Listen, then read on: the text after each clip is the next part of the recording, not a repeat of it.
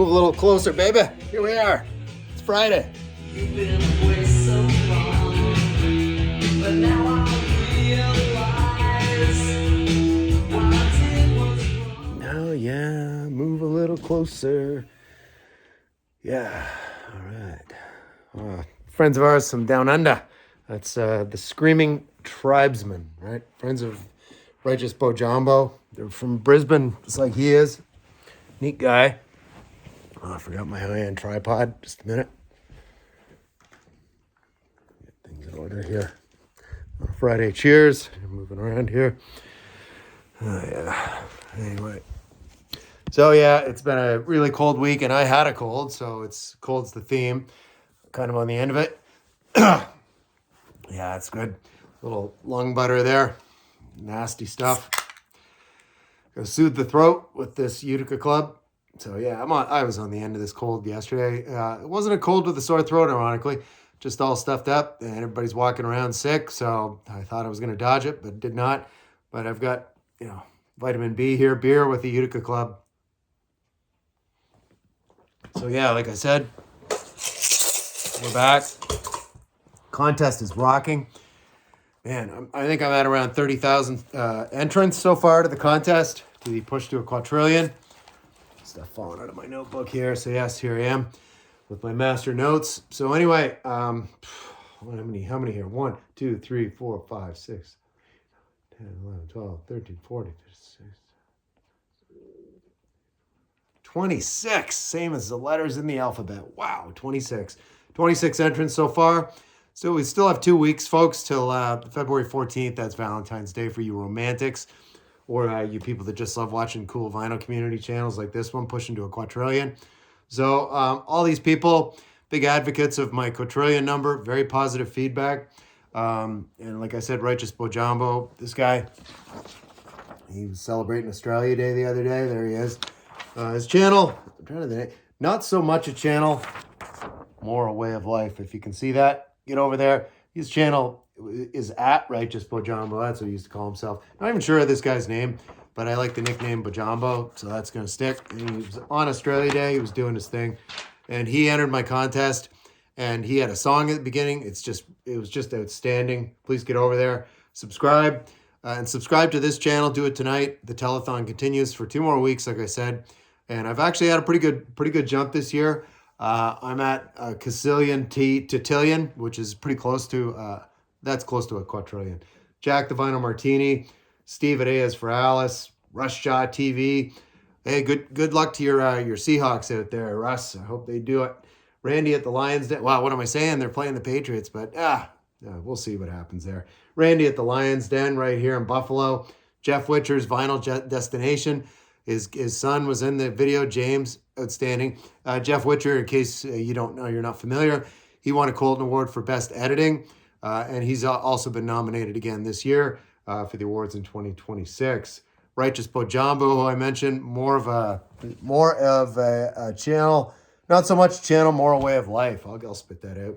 And Jonathan, the Cheap and Cheerful Record Collector, David M. Fidelity, Craig at the Spirit of Vinyl, Tony at 2 from the Trunk, Richard's Vinyl Tap House, Trevor at Flat Round and Spun, Vinyl Richie, Edward at Prague Hat, Gary at Physical Format Jazz, Alice Scapinas, I didn't even say it, Andy's Awesome Albums, cheerio, Bruno Recommends Records, Gordon at I Dig Vinyl, Ernest, he's a friend of Jack actually over at the Vinyl Voyage, Gordon is, Ernest Eldridge, the Trailer Park Pimp, Mark at Twanger's Turntable, thank you Mark, great entry there. Boz at the Music Channel, not Boz Skaggs, it's a different Boz. And Jack at the Vinyl Voyage, like I already said. Beetle Destino, Vinyl Sean, and Daryl, the Northern Vinyl guy. So yeah, I mean, great stuff. So anyway, like I was talking there at the beginning, I'll put that somewhere, that Screaming Tribesman record. But here, Bojambo did a cool video on Australia Day because he was celebrating it. Look at his cool shirt, right? Getting into the spirit. Probably having a couple of Australian pints. And then he showed like an A to Z of cool alternative bands from Australia, mostly a lot of 80s stuff. I actually recognized a couple, including the Screaming Tribesmen right there, Low End Slide. And then the Triffids, he mentioned this and said he thought these guys were one of the best bands ever from Australia. I like them a lot too, and I happen to have my original copy. I bought this when I was in high school when it came out in 1986. Lead singer, this guy David McComb, kind of a tragic story. You'd have to look it up. But yeah, so this was the follow-up here, right here, called Calenture, 1987. So this was my freshman year at university when this one came out, and I would have bought this just at the end of high school. Probably heard this on alternative radio back then, CKCU, Carleton University Campus Radio. Yeah, shout out to them. So anyway, speaking of all those people that entered the contest, I mean, there was a bunch, and there was a lot. The snack question, people just love it. It's question number 2. Show me your favorite snack and review it. So this is what Bruno did over here, and he didn't need it on camera, but he had a cool little editing there, and he likes this pistachio and cream Haagen-Dazs. Get into it. Get after it, Bruno. There's Gordon right here. He's having some knickknacks. So when he was describing these things, I'm like, I just felt like having a knickknack. Instead, I had to settle for regular potato chips. But if I'm coming over there to your house to party, Gordon, I want some knickknacks in a bowl. Put them down there. Maybe I'll bring some Utica Club. And maybe David Atkinson, if you're watching this video, I know you're coming to the party. Bring me a couple of bags of knickknacks. All right. I love those salty treats, man. Anyway, shout out to Gordon. He digs vinyl. Dig his channel and subscribe to it. Do it. Here's Ernest Eldridge getting ready to... He's going to bust right into that. I know it. Look at him. He loves those toasted garlic cheese crackers, and he also loves classic country tunes. Really great. I'm friends with Ernie now on Facebook, and we were messaging the other night, and he was recommending a couple things. Really, and he's considering, too, possibly coming up to Buffalo with Mrs. Ernie. So that remains to be seen, but it'd be great to meet Ernie. Seems like such a chill guy. And yeah, I think I found him through the Vinyl Martini because Jack likes the classic country like I do, and we like Ernie. So and I'd also like a box of those toasted garlic cheese crackers. If you come up to Buffalo, bring me a box, Ernie. I think he's down in North Carolina, or it's warm today. Today, we haven't got out of the double digits. It's been all teens or below. Today, the high is 9 Fahrenheit, right? Not frying an egg on the sidewalk today. Anyway, here we go. Mark at Twanger's Turntable. And what's he getting into here? He had these veggie sticks things, and then this hummus. So this is probably the most healthy snack I've seen so far in the Push to a Quatrillion subscribers contest, world famous. And this is the first time I've seen somebody eating veggie sticks and hummus. So good on you, Mark, keeping it healthy in the snack department. Yeah, and we go here. Yeah, there's Boz I mentioned before, and as you can see, it's not Boz Skaggs. It's Boz in his basement, and he's having some munchos. So I've never heard of these before. He said these are like Pringles, right? But instead, you've had Pringles that are those molded, God knows, there could be partially cardboard in there. I don't know, but they're good, you know? So you just eat them, and then, or you munch on them, like these munchos that Boz is going to attack that bag. And these are good deal. It looks like he got those for $2.99 only. So that's a good deal, Boz. So munchos, man. Yeah, I'd be digging those. I love the way people describe the snacks, so it gives me a feel for it. Just like these sweets. These are Maltesers here. Mentioned him earlier. It's Jack from Scotland, right? And his friend Gordon. Gordon likes knickknacks, but then for dessert, you could have the Maltesers if you're over there in Scotland partying with those guys. And yeah, that's Jack. He's getting ready to have those. And he looks very enthusiastic while he's getting ready to do it. So anyway, cheers to you, Jack. Maltesers, man. Never heard of those. That's a new one. Scottish treat. Look at this guy. Yeah, this is Beetle Destino. He had a contest a few years and actually won it. So there he was.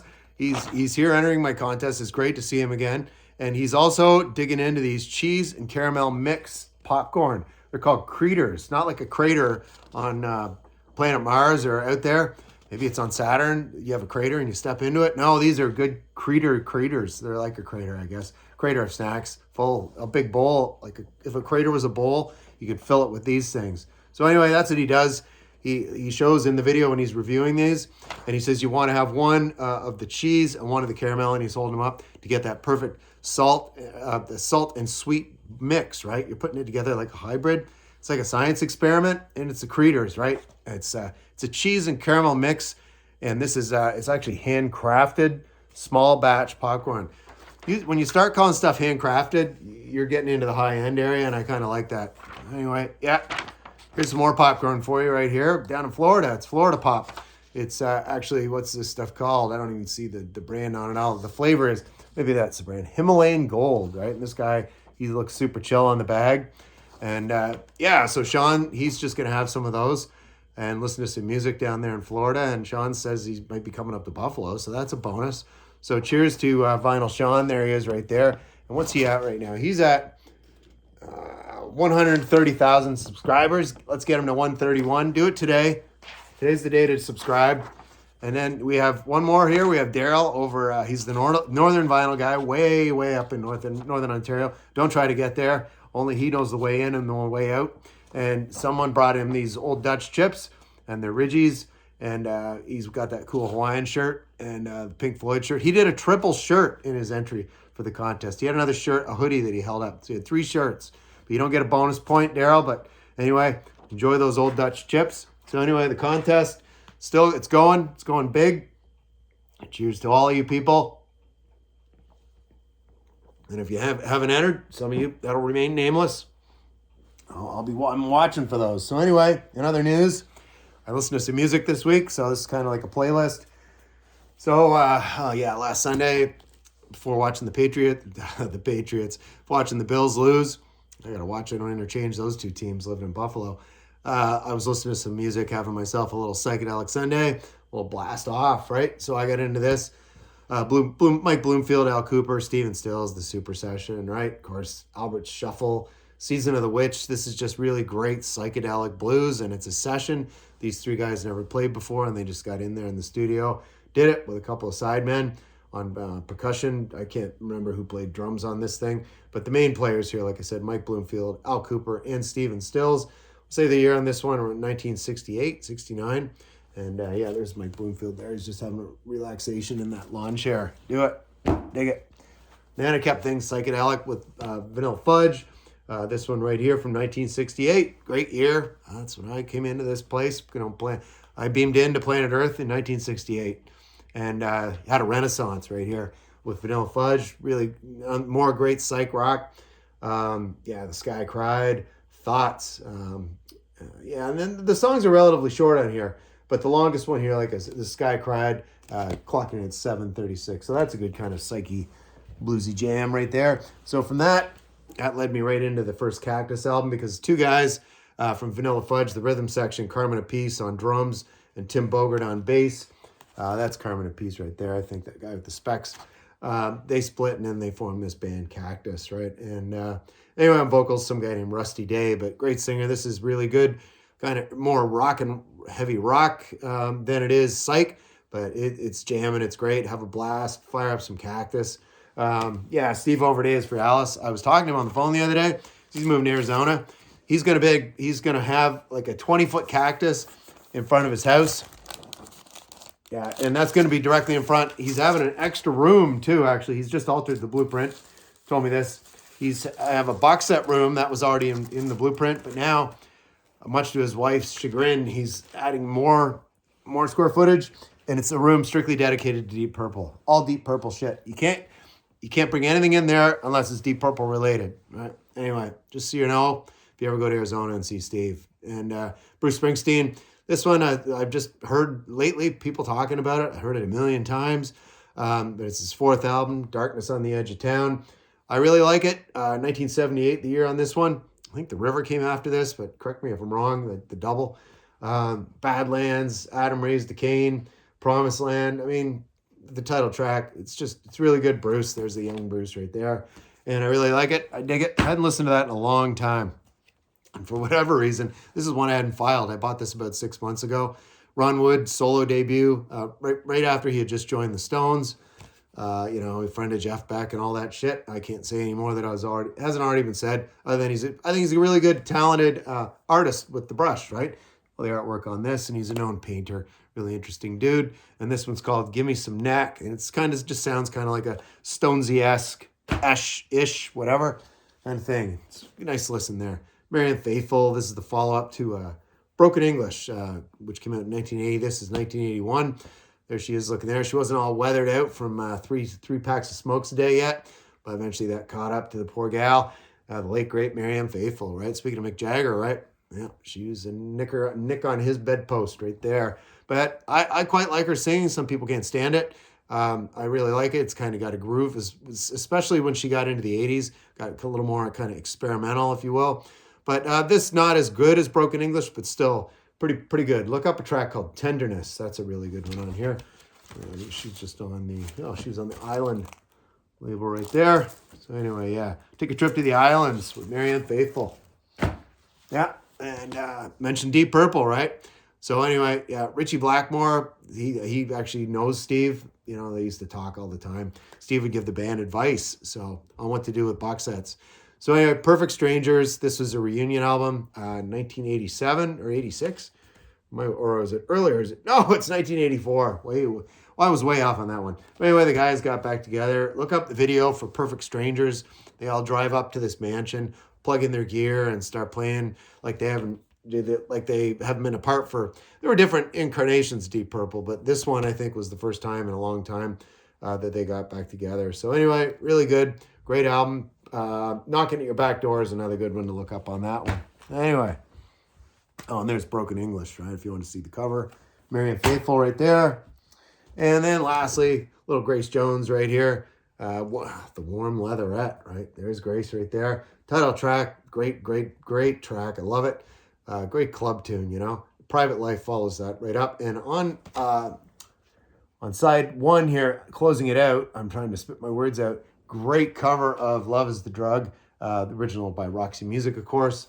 Really good. I think she was also on the Island label. There she is. Yeah, there she was. Yeah, Grace Jones and the Warm Leatherette. Really cool. There was another guy named Daniel Miller I think he might have been the founder of the Mute record label. He, I think, did the original version of Warm Leatherette, but I don't have that single. I don't know. I think it was just maybe a 12-inch single. Again, a guy named Daniel Miller. Anyway, Warm Leatherette. So it's not warm here in Buffalo. It's a cold leatherette. And but I'm just gonna ride it out with some tunes. And have a Friday cheers with you. Thanks for entering the contest, all of you that have. Yeah. And we'll sign off for another Friday. More videos. Let's do it. 2 more weeks. Subscribe. See you next time.